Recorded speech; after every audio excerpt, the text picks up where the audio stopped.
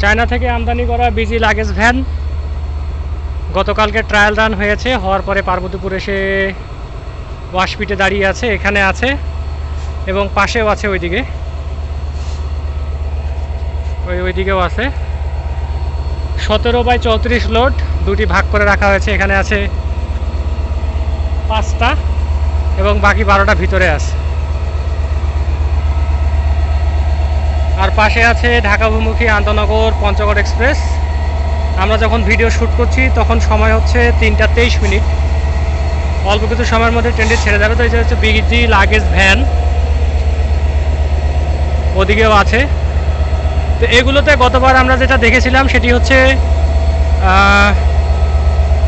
AC luggage ভ্যানও আছে, আবার luggage van পাওয়ার কার আছে, গার্ড ব্রেক লাগেজ ভ্যান আছে। 3 প্যাটার্নের এখানে লাগেজ ভ্যান নিয়ে আসা হয়েছে, চায়না থেকে আমদানি করা।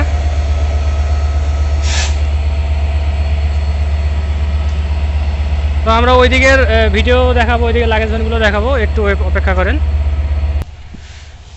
তো পাশে দেখতে পাচ্ছেন এগুলো হচ্ছে এখানে 12টি রাখা হয়েছে এবং তার পাশে যে লাইন সেখানে রাখা হয়েছে 5টি 17/34 লোডের বিজি লাগেজ ভ্যান। এগুলো অচিরেই যুক্ত হবে বিভিন্ন ট্রেনে, তবে একতা দ্রুতযান পঞ্চগড়ে লাগার কোনো সম্ভাবনা নাই, কেননা ওখানে মালবাহী বগি আছে।